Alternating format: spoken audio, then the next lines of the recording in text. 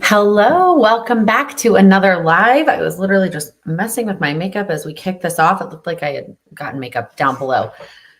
Today is like a ridiculously warm, hot day. I probably should have like short sleeves on, even though it's nice and cool in here, but it's chilly or it's hot outside.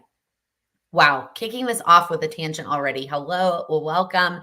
If you've never been to a live before, my name is Laken, and I go live every Wednesday at 1 p.m. Eastern to answer any questions that you have about goals, planning life. But we always kick it off with a couple of things at the beginning. So let us start with my first question that I always ask you, which is, what is one small win that you have to share from the last week? What is one goal related? Actually, it doesn't even have to be goal related. And it doesn't have to be big. Small progress is still progress.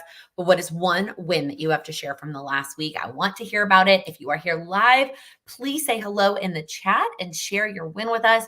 And if you are part of the replay fam, please share down in the comments when you are watching the replay what your win is. Y'all know I love wins around here.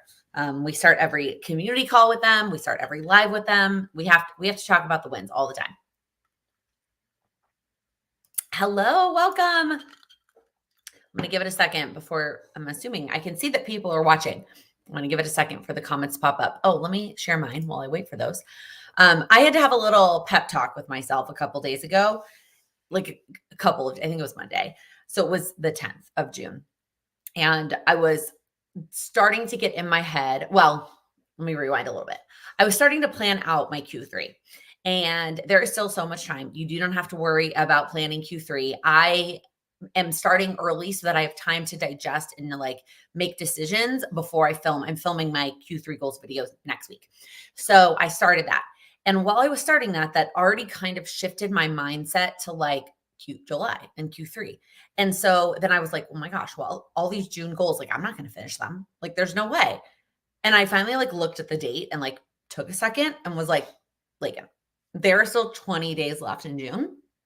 There is plenty of time for you to get all of these things done. And you'll see during my goals update that I kind of picked back up steam a little bit this week. And there's still so much time to make progress on my goals in June. And the same is true for you.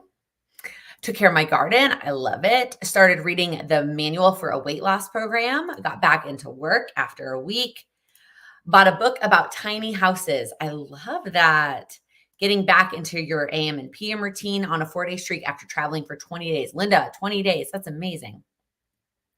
Dinner at home 5 out of 7 days. That's a big deal, especially with everything your family has going on right now, Brittany. I'm very, very impressed. You're brave and reach out to someone you've been meaning to reach out to. I love that, River J. Making progress in dating and Lisa Marie. Congrats. And also I'm so excited to see your name and your face on my screen. I love it. I love hearing about all your wins. Let's talk about my book updates. I finished a book this past week. I finished How to Manage Your Home Without Losing Your Mind. I actually took it with me on the plane and did a bunch of reading on the plane this past weekend and went ahead and finished it, which feels really good. If you've been around, you know I've been kind of chugging on this one. So now it is time to move into a new nonfiction. I was looking kind of at my list. I haven't decided yet. I don't have a pop-up because I haven't decided which nonfiction hard copy I'm going to move into next. I had 5 personal and 5 business. And so far I have read, let me pull up my list so I don't mess this up. I've read 3 personal and 1 of the business books. So to me, it really feels like it would benefit me for it to be one of the business books. But I haven't quite decided yet. So we'll see. Stay tuned. Next week, I will pick a new nonfiction hard copy book. Do I recommend the book? This one, yes, I do. It really depends. This was her first book, and then she wrote Decluttering at the Speed of Life. I read Decluttering at the Speed of Life years ago and found that book incredibly helpful. And there's a lot in this book that's very similar to that. So I think if you haven't read Decluttering at the Speed of Life, read this one first. And I think that you will get a lot out of it. I think I didn't get as much out of it because I read them the other way around, which that's not how she wrote them.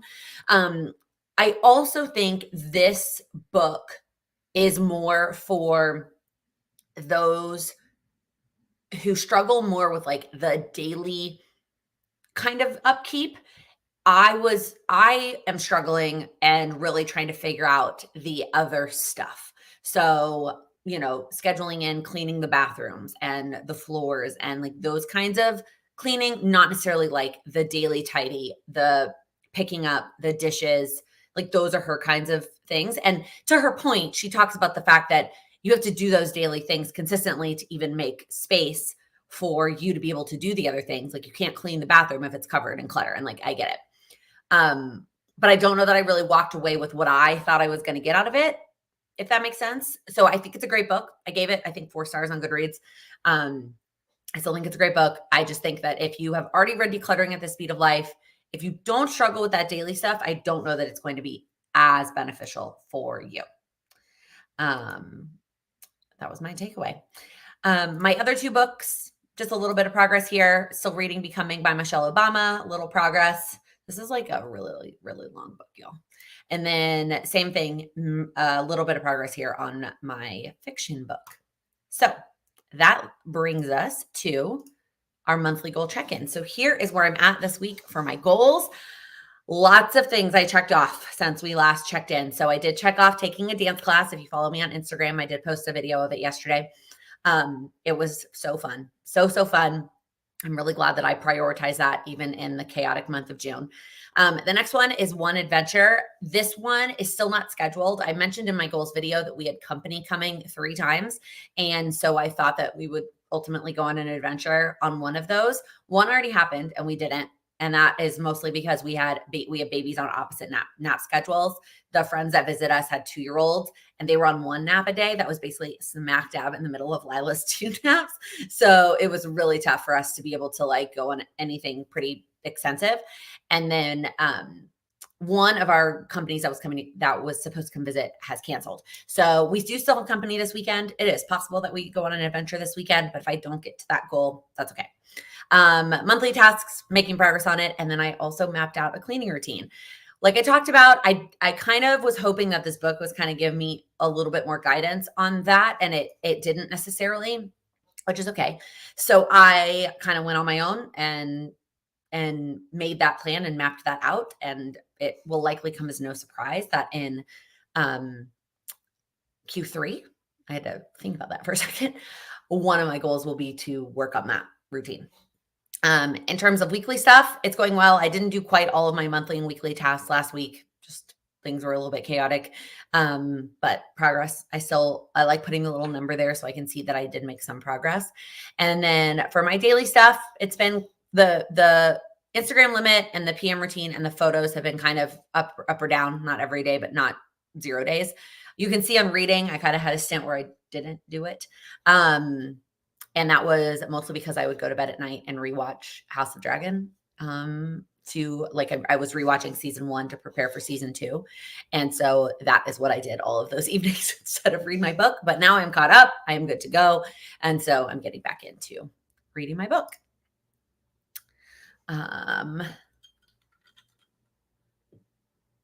Lisa Marie, I am reading A Court of Mist and Fury. That's the fiction book that I'm reading right now. And then how am I liking it? I like it. I definitely like it better than A Court of Thorns and Roses. I feel like I'm kind of in this lull in it right now. Like there was a bunch of action and now it's kind of like a lull. And then I think like the action is kind of picking up again. I lost my train of thought there. I was reading the next question and I have told you that since being pregnant and having a baby, I cannot talk and read the question at the same time. So I feel like I'm kind of in a lull that the action is going to pick up again. So I'm trying to like work on reading it as a habit, not necessarily like I'm excited to get in bed and read it every night. That's not where I'm at in this current moment, but I don't think that's the book's fault. Yeah, it picks back up for sure. I'm sure it does. Cause that's what everyone talks about this being the best book. So like, and it's been really good. I just feel like I'm kind of in this like dip right now. And it's like, oh, come on. Oh yeah, it's so good. I've read them all in all of Crescent City. Yeah, that's probably what I'll go to next after this is that series, but I know I've got a long way to go in this one before I get there. So excited for you that you found a dance class in Chicago. I know how much you enjoy dance in New York City. Thank you. It's definitely not the same. One of the biggest reasons is in New York City, I was always dancing with people that I knew, and it was leading to a performance. And that is not the class that I took. This is just like a one-off class. So definitely not the same situation. There's also just not as many options. Like right now, they have like very little options in terms of, especially in the summer, is what I mean by right now. I think once the fall rolls around, they'll have a couple more adult options, but like the choices of days and times and teachers are very limited. And so if something is not your style or your vibe, the options are very limited. Now, the convenient piece of it is that it's actually very close to my house. So I can walk there, which is very, very, very convenient, given that it is kind of one of the only options that I have found in the city. So I'm very thankful for that. So something is better than nothing. Trying not to like focus on the comparing because it was never going to be the same, but it at least gets me back into dancing. So, and it does make me very happy. Okay. Wow. I feel like I just went on a couple of miscellaneous tangents there. Any questions? I've heard of Throne of Glass is actually better to go to after A Court of Thorns and Roses because there's a lot in Crescent City. I've already read Throne of Glass, Brittany. Otherwise, that would make sense to me. But I did Throne of Glass is what I did first, and then A Court of Thorns and Roses. So to me, it makes sense to go on to Crescent City after that. Or I might take a break from like Fantasy World Land and do something different temporarily. We'll see. I don't have any fiction like on my list for the year. I finished my fiction goals for the year. My fiction goals were to finish the last 2 Harry Potters because I was reading those. I have the list pulled up right now so I can talk about it. Fourth Wing and Iron Flame, and then at least the first A Court of Thorns and Roses. All right, let's move in to the topic of the week, which is making time for your goals. The question that sparked this live is somebody asked me, how do I know if I'm making enough time for my goals? And so if you thought that this video was going to be a live full of time management tips, I am sorry, because that is not what it's going to be. I have lots of videos that I have done before about time management. I have lots of videos with time management tips, this, that, and the other, and I will leave the playlist linked in the description. If that is what you want, I have those for you. But today in this live, I want to talk about our mindsets around time and how that relates to our goals. We're going to start with a little bit of a hard truth that may be tough to hear, but I need it too. And that is that you will never have all the time that you want for your goals. There is just not enough hours in the day. You will never feel like you have all the time that you want.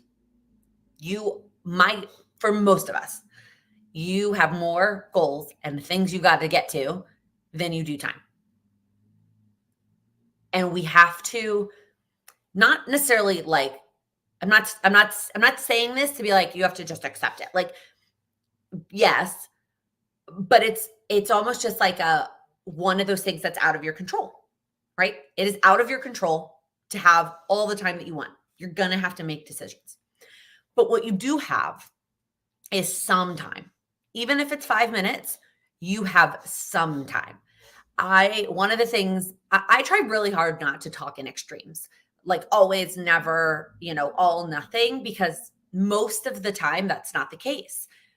It is rare that it is all or nothing scenarios. So when somebody comes to me and they say, I have no time to work on my goals, I want to say to them, maybe you have a lot going on right now and it feels like you have zero time. But my guess is that you have at least some time. Even if it is 5 minutes a day, you have some time. And that's enough. That's enough. That is enough time. Like I already told you, it's not all the time you want, but it's enough. It's enough time for what you have right now to work on. So a few reminders as it pertains to time and goals. The time that you have for your goals is always going to be in flux. it's going to constantly change. It's going to change throughout your week. There's going to be days of the week that you have more time for your goals than others.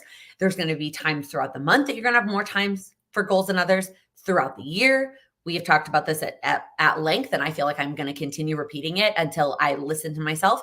No goals in December, Laken. You do not need goals in December. Between Vlogmas, the holidays, and preparing for the new year, there's no time for goals in December. But in some months, I have plenty of time for goals. And most importantly, the time that you have is going to change over the course of your life. There has only been one person in the history of all the people I worked with one-on-one who told me time was not a constraint. Now, the truth is, it still is for all of us, some sort of a constraint. But for this particular goal that she was working on, it was not a constraint for that particular goal. And that was the season of life that she was in. We are all going to have different phases of life where we have more or less time to work on our goals. And what that means is that you cannot compare. You definitely cannot compare to other people. And I feel like I say this a lot, and you're probably sick of me telling you this, is like, please stop comparing yourself to other people, because you have no idea what they have going on behind the scenes, how much help they have, etc. But what I wanted to say here is that you cannot compare how much time you have for your goals to a prior version of you. Even if it's not blatantly obvious, even if you're like, but Laken, I'm like in the same kind of general phase of my life. Like, I'm in the same relationship. I have the same job. I live in the same place. Like, it would seem like I could have the same amount of time. Sure. At the surface level, it could, but you're not the same person. What's going on outside the world is not the same. How much your friends or family may need you or not need you, not the same. There are so many other factors besides those kind of big hitters that impact the time you have to work on your goals. And so if you are constantly comparing yourself to a prior version of you that had this much time to work on my goals, that's not fair. That is not fair to you, current you. So current you needs to accept, okay, right now, this is the amount of time that I have to work on my goals. And that might mean you have to make some hard decisions. That might mean that you have to cut some things. You have to decrease some goals or cut some goals, but that is how much time you have to work on your goals. I'm going to check the comments before I keep talking. I try to build a buffer and transition time between activities. Absolutely. That definitely can impact it. I hope it helps you with your all or nothing mindset, Sharon. I also have a video on all or nothing mindset, because all or nothing is just not helpful for most of us. I'm not going to say all of us, because there is no such thing as all or nothing. The extremes are so few and far between. I was having a conversation with a friend recently about something totally unrelated to this topic, but the sentiment came out is that very few things in life are black and white. Very few things are like the opposite ends. You have this option or this option. Most things are 50 shades of gray. They are somewhere in the spectrum, and goals are absolutely one of those things.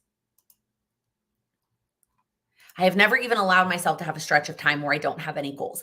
Now, don't get me wrong, Brittany. When I say no goals in December, I don't necessarily mean that I'm not going to be doing things, right? I am likely still going to be, I'm definitely going to be doing work stuff, because December is always, there'll be goal workshops, there'll be new goal planner. Like, there will be a lot of stuff in December for work. I will be doing Vlogmas, which in and of itself is a goal. I mean, no like additional extra personal goals, because there just isn't time. And that I would rather spend that time enjoying the holidays with my friends and family than being like, oh, I need to do this because I put that down as a goal. However, if you, Brittany, or you, anybody wants to stretch a time where you have no goals, please go for it. Take a break. Comparison is the thief of joy. Absolutely. I mean, I feel that I see that sentiment a lot. But I also think it's the thief of a lot of things. It's not just joy. I think it is the thief of progress. I think it can be the thief of confidence. I think it can be the thief of like just anything that impacts your mental health. I get asked a lot, I feel like, about like, how do you build up confidence? Like, how do you become confident? And I think one of the things that really does drive this is to stop comparing, to whether it is to other people, whether it is to prior versions of myself, that is not benefiting me. Most of the time, comparison is not benefiting me. And so I'm not going to do something that isn't providing me any value. I have to just look at myself and be like, what do I need? What do I need right now? What do I want? What do I want? And that's it. It doesn't matter what anybody else is doing. Okay. The next reminder. You might be sick of me saying this, but I'm going to say it anyway. Small progress is still progress. A lot of times when people say, I don't have time to work on my goals, what they're really telling me is I don't have time to work on the goal, the amount of time I want to work on my goals. Let me say, I said that better when I was this morning. They're not saying I don't have time to work on my goals. They're saying I don't have time to make the amount of progress I want to make, right? Let's use like working out as an example. People come to me a lot, or even actually, you know what? Even better example. Somebody in the community last night asked me in the chat about adding 30 minutes of reading to their morning routine. And maybe they can find 30 minutes a day in their morning routine to read. And if they can, awesome. But if you can't, a lot of us would say, like wherever she got that 30 minutes from, a lot of us would say, well, if I can't find 30 minutes, I'm just going to do 0. Right. And we would then the statement that we say is, I don't have time to read in the morning. Okay. Do you not have time to read in the morning? Or do you not have time to read 30 minutes in the morning, which for whatever reason, your brain has decided is the goal in your head? Do you have time to read 5 minutes in the morning? 10 minutes? 1 page, 1 chapter? Maybe not. Maybe you still don't have that time. Maybe you are a teacher who has to drive super far to your school and you've got to be there at 6:30 a.m. And so in order to squeeze in 5 minutes of reading, you'd have to get up at 3:45 and you're like, that's not happening. Yes, maybe you don't have time. But ask yourself, anytime you find yourself saying the sentence, I don't have time for X, do you not have any time, or do you not have the time of the amount of progress that you want to be making? And so then do you need to remind yourself of this sentiment right here, which is that small progress is still progress, and something is better than nothing. 5 minutes is better than 0. 1 page is better than nothing. 5 minutes of some push-ups and some squats is better than 0. I am guilty of this all the time, especially now that I have a little one. I am like, I don't have time. By the way, every time, sorry, I feel like I'm like yelling. Every time I say things, by the way, I am not sitting here telling you I'm perfect at these. These are not necessarily things that I'm like, I figured this out. I am so good at this. Like, no, not even, no. I sometimes have to remind myself of these things as well. And this is one of them, because I am ultimately comparing myself to a prior version of me who did have time to read 30 minutes in the morning. And now it's not necessarily that I don't have time. It's that I don't have time to read 30 minutes in the morning and work out and do this and all the things I would like to do. I have to get picky and I have to decide what is important to me. And so if reading is still something that's important to me, I'm going to have to decrease it and remind myself that small progress is still progress. Going back to my book updates, I had 10 nonfiction books on my list this year, 5 personal and 5 business. And I was open to listening to some of them on audio, but I have since learned that I don't digest as well audio nonfiction books. I need to actually be reading the physical book. But 10 seemed reasonable to me. But when I'm going to say only in front of this, again, it's not only. Let's just not say only. When I'm reading 5 to 10 minutes in the morning, maybe 3 days a week, I am not going to get through 10 books over the course of the year. That's just not, that math is not going to math. So that I'm probably not going to hit that goal. And that's okay. It is different. That is still progress. I'm still making some progress by making it more than 0. Couple comments. It has also really helped me to schedule time for goals in my planner, even if I'm not sure if that time will work. It's okay to have it in the calendar and need to move it. Absolutely, Jennifer. Absolutely. If you go back, I did a video maybe a year ago. I don't totally remember. that was about my goal mistakes. This was one of them for sure. Yes. I don't have enough time to make the progress that I want. And the tough love person to me is going to go back to this. You're never likely going to have all of it. You're just not. It's so funny because my mom is retired now. And even before Lila was born, she had this she was like, where is my time going? Like, I thought that by not working, I was going to feel like I had all this time and I was going to be bored and I was going to have to volunteer to fill in she was ready to sign up to volunteer at the zoo. She was very where is all this time going to go? And since retiring, it has filled its way back up without her even trying. Even when you feel like the thing that takes up the most of your time is gone, you are still never going to have the amount of time you want to have.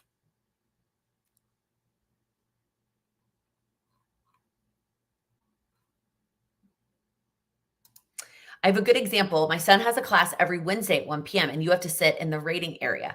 I've scheduled lattes with Laken during that hour to help build momentum. I love that, Sharon. Oh my, well, that's just perfect timing. That's the absolute perfect timing. I love it. Okay, the last reminder. You do not necessarily need to finish your goals to make you happier.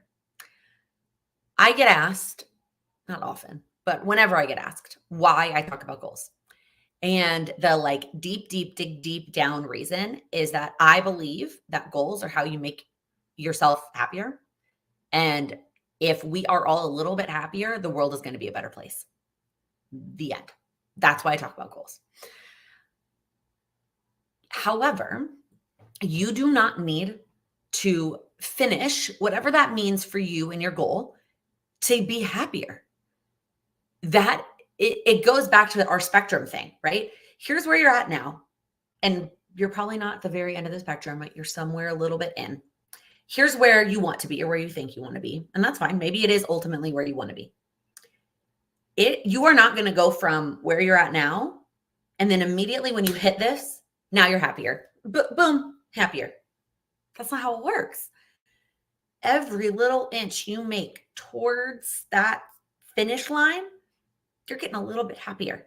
You're getting a little bit more energy. You're getting a little bit more, you're getting that light in your face. Whatever goal it is that you're working on, those little bits make you a little bit happier. Let's go back to the dance class. This end finish line would be like what I had in New York, right?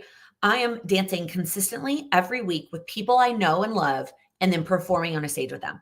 That would be awesome. That would be really awesome. Guess what? That likely is not feasible in Chicago, just given the options here and given the fact that I have a tiny little human now. Okay. So and then this extreme right is I don't dance. That probably is rare because I dance at home, around the house. Okay. So I'm a little bit in me dancing at home. Taking that class got me a little bit closer to this ultimate dream. Did taking that class make me happier? 1,000,000%. It made me happier. Not 1,000,000% happier. It for sure made me a happier person. You could see me getting emotional about it. Every class I take is going to get me a little bit happier. I don't need to get to the finish line to have that goal make me happier. You don't need to read 100 books a year to make you happier. But if you read a little bit more and you finish some more books, you're probably going to be a little bit happier. Insert whatever it is for you. You do not need to get to the other end to be happier.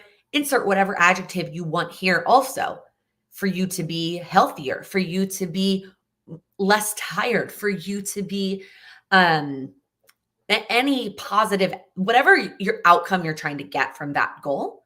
I ultimately think they all stem from happiness, but there are other things associated with it too. And every little step you take gets you just that much closer to it. And you don't have to get to the finish line to feel that.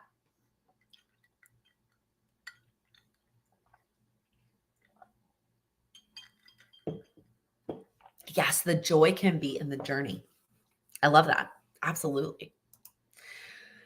All right. That was a lot. And I know that this is less about the tips, right? Again, I have videos on tips if that's really, really, really what you need. A lot of it stems from mindset and reminding ourselves that even 5 minutes here or 5 minutes there is going to be beneficial. Now, if you really do feel like you need kind of a little bit more structure and guidance, I did create a bonus training a few months ago about working backwards. So the way that it works in the training is you actually start with time. I walk you through this process of starting with your calendar and your time and then picking your goals from there and working your way backwards. The easiest example of this is something like reading. And I actually do a couple like written examples with you. But taking something like reading and instead of pulling out of nowhere saying, I'm going to read however many books, you actually start with your time. How much time do you have to read? And then set a book goal from there. And I do some other examples too that are not quite so obvious and straightforward. If you are a member of the community, I did this bonus. I guess it was more than a few months ago. Was this January? No, that was breaking down. It must have been March's bonus.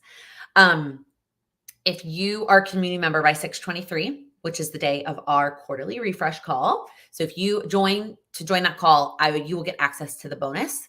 You will get added to the class. So that's a little bit more tangible. Okay. That is it. That is all I have planned. Actually, did not think it was going to take me this much time to talk about, but as always, y'all, I go on a number of tangents and things that I want to share with you. Dahlia, I'm glad I was finally able to catch a live. Welcome. I agree. I tend to say I don't have time to do my goals, but in reality, I can find 5 minutes. Most of us can find 5 minutes. Now, maybe not at the same time every day, maybe not every single day, but a lot of times, like there's 5-minute pockets of time. And if you know what's important to you, you spend those 5 minutes on those things that are important to you. Oh, I'm like so excited to tell you about my Q3 goals because I'm still working through them, but I feel really excited about them and for a couple of various reasons that I can't wait to tell you. And that is part of it, is like finding these little pockets and not scrolling my phone in those pockets. Okay. Your time is here. It is time for Q&A. Anything that you want to talk about, you are welcome to ask anything. It can be about your individual goals or struggles. And as always, I promise that if you feel like it is specific to you, somebody else is either struggling with the same thing or is just going to benefit from the response. It could be about a topic you want us to chat about as a group. If you don't know how to phrase it into a question, you could just put topic and then whatever it is that you want to talk about, or it can be anything else, whatever's on your mind. It is your time to chat. Take a sip of my coffee. That was kind of a big sip because I was very thirsty and my water is empty. I forgot to fill it up before this started. So good job, me. All right. What is on your mind? What do you need help with? What are you struggling with? How are you feeling about June? How are you feeling about almost being halfway through the year? Not yet. But we're getting there. Linda, yes. When I first launched the planner, my goal was to have the Q3 or the quarterly version up by the 1st of the month. And I didn't even read the question. I try to remember to be good about reading the question so that if you're just listening to the replay and you don't have to stare at your screen. So Linda asked, are you going to put a Q3 planner in your shop? Yes. It is on my list to finish this week. So hopefully by Friday, it'll be up. My ultimate goal was to have it up by Q1. And really, it's not that complicated. Like it's already made. So it's just a matter of like getting it up. And I think for next year, Laken, I'm going to do all of these in advance. Like there's no reason I can't put it up and just not publish it until the time. But yes, my goal was my goal going into the year was like on June 1st to like take down the Q2 and put up Q3. And it hasn't happened yet, but I will. For those who are buying it one quarter at a time, it will be up. Maybe that's something your VA could do. Yeah, it definitely is possible that she could do that. It's definitely possible that if I just have it in Teachable, that she could just do the toggle on the 1st of the month and like take it down. and put it up. That's definitely something she could do. I will say, I was just thinking yesterday how thankful I am that like some things happen that she does that I mean, if I can automate it, I'm going to automate it. And maybe Teachable does have that capacity for me to like take things down and put things up on a certain date. But if it doesn't, it's nice to have somebody that I can say like, can you do this? Like, I know I've said this before, but one of the things Teachable doesn't have is I can't pre-schedule emails, which is just kind of a bizarre feature that they haven't built yet. And so that was like one of the things I could never schedule. And so we're sending reminder emails to the community on the days of the calls. That's something that she took off my plate, and it just like, it feels so good.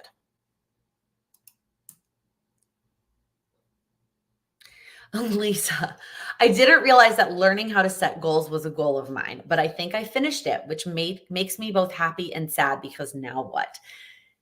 First off, every goal that you ever set, you are potentially going to feel this bittersweetness at the end.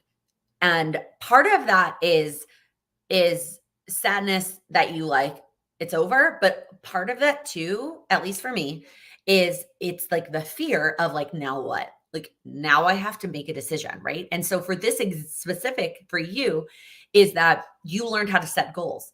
So maybe you do feel sad, or maybe ultimately it is fear, because now what is now you take that knowledge and you actually go set goals, and you set goals and you achieve goals. And that is both exciting, but also kind of scary. And that I can completely relate to that. However, what I will say is you will consistently be learning about how to set and achieve goals in a way that is better for you. I have been working on my own goals for years and years. I've been talking about goals on my account for five whole years. I've been focusing on goals. I learn all the time. I learn from you, all of you, and what works and what doesn't. I learn from myself what works and what doesn't. I learn as I change and grow as a person. I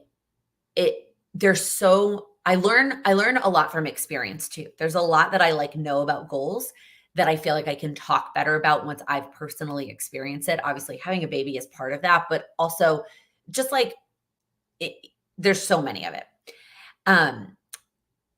And so you will technically never stop learning. You will continue to learn, even if it's not a goal to learn, like you will continue to learn. But the beautiful thing now is, and you can now set goals and work on those and achieve those and set more and achieve those and start that process. It is really scary, but it's also really exciting. How is your goal of learning to use your air fryer going? What have you learned about this type of goal? Speaking of learning, I have learned that I am not, let me start by saying, for those of you who don't watch my goals videos, which if you watch the lives and you don't watch my goals videos, that's amazing. But my overarching goal for the year, let's start there first, is enjoy being in the kitchen. And because if you have been around, I don't like to cook. Cooking is not my favorite activity, but it is a necessary requirement in order to not just eat out every single night for dinner, or eat at 8 p.m. if my husband were in charge of cooking dinner every night. So I have to cook dinner.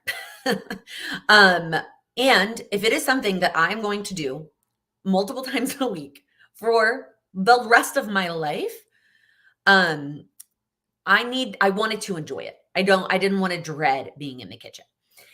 And so when it came down to breaking that goal down, I picked a quarterly goal, which was to learn how to use some of the devices in our kitchen better. Instead of, truthfully, what I was doing with air fryer was Googling every time I was going to use it. And so I thought that there would be a better option to using that tool if I made it a goal to learn how to use it. Well, part of the reason I think that this goal didn't work was I set it during a very busy time of life. April, May, and June have been chaos We've been traveling, we've had company, we've had holidays after holidays, birthday after birthday. And it has just been a time where I am not necessarily exploring in the kitchen. I am cooking recipes that I've cooked before and I know how to cook and I know how they turn out and all of those things.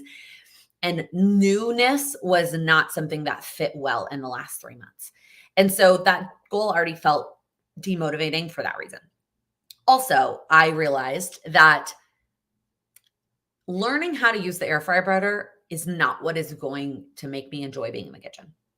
It's not. Googling what settings to do is fine. Like, it's fine. And I think it comes down to ultimately a comparison thing. And I think about like my parents, my grandparents, who just like can float around the kitchen and like know like, oh, I put this in the oven at this temperature for this many degrees and it just like works. And it's like, that's amazing for them. And maybe someday I will be that person who just like knows how to do those things.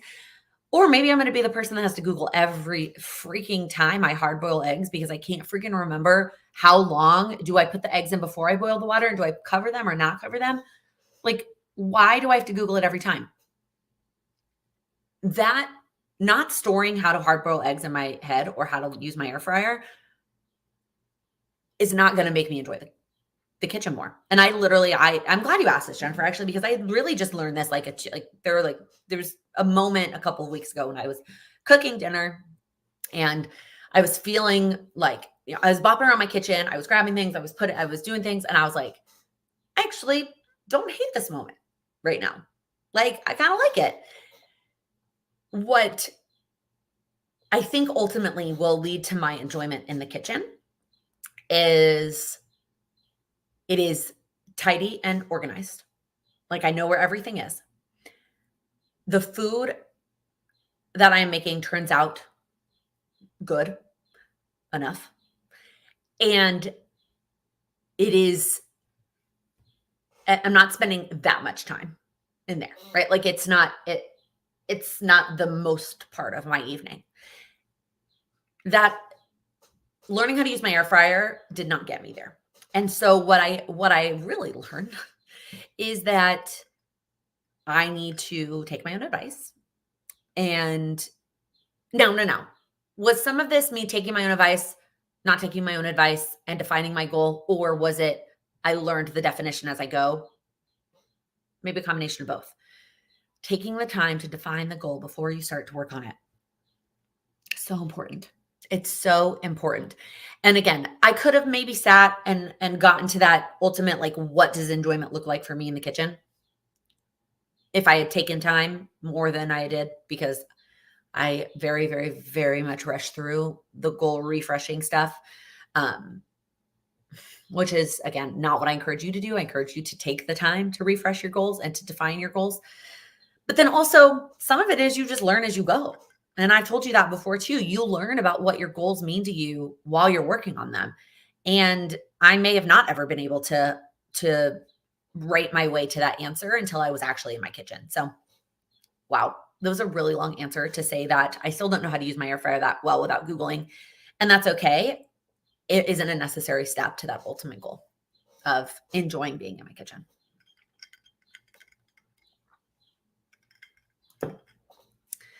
I've been struggling with not feeling unhelpful, upset with myself because I've had to hand over most of the things to my husband and not doing most of my habits, routines. I'm exhausted 24/7. I've been caught off guard with how quickly pregnancy has been caused me to fall off my norm. Brittany, that first trimester exhaustion, nothing compares. I have never been more exhausted in my entire life than those first couple of months. It's temporary. That's the reminder. You're not doing your habits and routines. Your husband is helping pick up the slack. You are literally growing organs and eyeballs and bones and like all kinds of fun things for your tiny human. Your body is exhausted at the end of the day. It is the tips I can give you are, and I know you've been pregnant before, but it's been a little bit. And so it was probably an expectation struggle where you thought like, oh, I can handle this. And then it hits you and you're like, oh my God, I'm so tired. So it's a mental thing, is like, you just got to remind yourself, literally wake up, open that app. What does your baby look like? What are you growing today? why am I getting emotional about this? You're growing things, you're growing body parts. That's taking up your energy. You're not going to have that energy for household things and habits and routines. That said, figure out 1 or 2 things that you can do, maybe like 1 household thing and like 1 habit that feels good, that makes you feel good. Make it as small as humanly possible, 1 minute, and try and do that so that you feel like, okay, I did that 1 thing. And maybe that 1 thing is just like changing clothes. That was one of my 1 things when I was in my first trimester, because like there were days I'd be like, why do I don't even care. I'm not leaving the house. Like, why am I going to bother changing my clothes? Like, no, change your clothes. Maybe it's, you take your prenatal. That's your 1 thing. And you're checking that 1 thing off and you're doing 1 thing. And even if that's all you get to that day, that's okay. I struggle with the all or nothing mindset, especially with setting up goals, because for some reason I have a belief that I need everything planned out before the start of the month or week. So, Dahlia, I think these are 2 different things in my brain. Like, having everything planned out before the start of the month is different than worrying about all or nothing. For me, I also want to have things planned out, but it doesn't mean I'm going to get to it all, right? Like, I can have it all planned out, but then have the mindset that like something could pop up and I couldn't get to it. So there's 2 things I want to remind you of, or tips or suggestions related to this. Number 1 is, when you're making these plans for the month, week, day, etc., have things in tiers or options. So I'm not going to show it to you because there's things on here that are private, but I'm literally planning this week, or I planned this week. It's this layout from Erin Condren, and 1 column is work and 1 column is personal, and I have tier 1, tier 2, tier 3. And so I know that I am probably not going to get to all the tier 3 things, and that's okay. That's why they're tier 3. But they're there in case I want to, or I get through all of my tier 2. So it's Wednesday. Let me tell you, I've gotten to all the tier 1 things. I only had 2 in each one. Okay. And I got to those, and they were pretty simple. In tier 2, I have a couple of check marks in each, but I have like 7 or 8 things in each. I still may not even get to all the tier 2 things, but it reminds me that I can have it all planned out. I can have it out of my head and down on paper, but I have options of what I want to work on. The other thing I want to remind you of, as it relates to this all or nothing and planning, is that the further out you go in time, the less you know. And I've talked about this before. So if you've heard me say this before, I was going to apologize, but like, I'm not sorry. Like, it helps to hear it again sometimes. Right. So let's talk about the next hour. You probably have a pretty good sense of what that's going to look like. Something could pop up, but it's probably like a 0.01% chance the next hour is going to look different than you anticipate. The rest of the day is probably like a, 1 to 5% chance. The rest of the week, suddenly that percentage is getting bigger. Like, the percent chance that it doesn't look like the way that you planned. The month, even bigger. The year, even bigger, right? There are so many more unpredictable things that can pop up the further out in time you go. And so the odds of you being able to get to all of it, the further out you go, is smaller, because something is going to pop up that you did not expect. And I don't even mean big, giant things. Like, yeah, we all have big life emergencies or unexpected things pop up all the time that impact us. I'm talking about like, it's raining and so we're stuck inside the whole day and I can't go run that errand I wanted to run. That's a city problem that I'm walking to my errands. Or it's I had a really bad night's sleep because the air conditioner wasn't set, and so I tossed and turned, and so the energy I have today to work on stuff is like non-existent. Things are going to happen that are going to impact your ability to do all of the things you have planned. And you just have to know that. Like, that's almost like a mindset thing of like, when I'm planning out the week, it's going to be a good week if it looks like this 70 to 80%. Like, for the day, I shoot for like 80 to 90%. The day looks like I planned. And then the week is like 70 to 80%. and the month is like, 50 to 60%. Like things happen. And we can plan and plan and plan and plan and plan. And it's not always going to look like that. And so that's kind of one of the things I've had to use my own brain for when I'm struggling with that.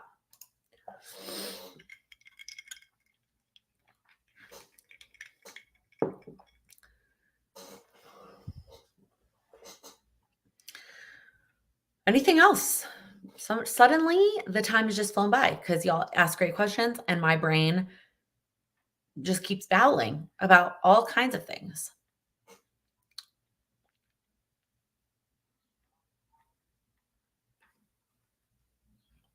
Any other questions?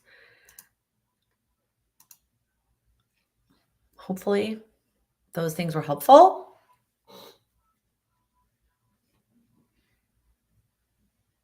No, we're all good. Everybody's ready to go achieve their goals.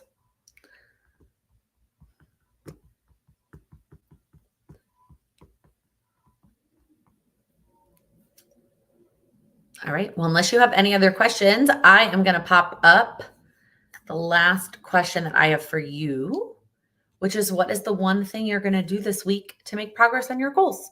What's the one step you're going to take to keep working? Oh, there's another question. Any progress on the any update on the meetup? Yes. I am leaning towards Sunday, the 11th, August 11th. I haven't actually, I was waiting to hear back from it's a long story. The location I picked for the original date I was going to do, then got like booked. And then, so I picked a new one. It's a long story.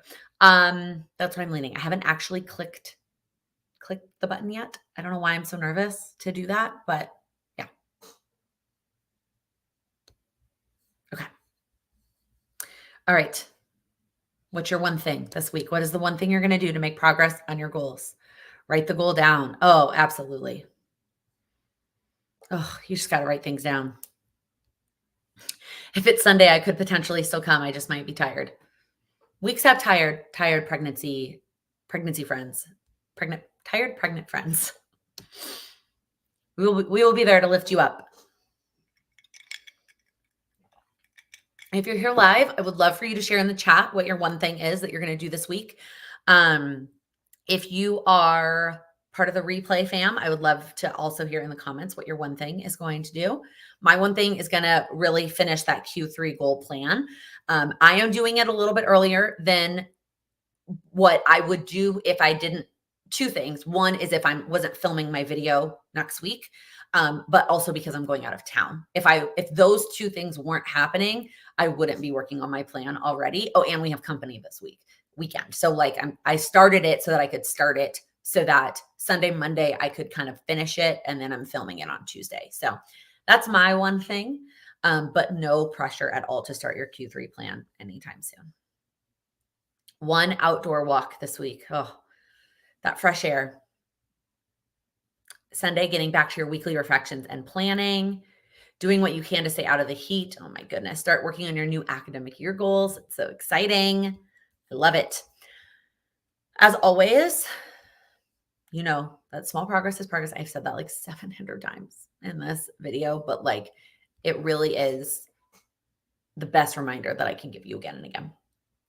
If you are still here, I would really appreciate it if you would give this video a thumbs up before you head out. And if you're new here, please click that subscribe button. I upload new videos every week, focused on helping you achieve your goals.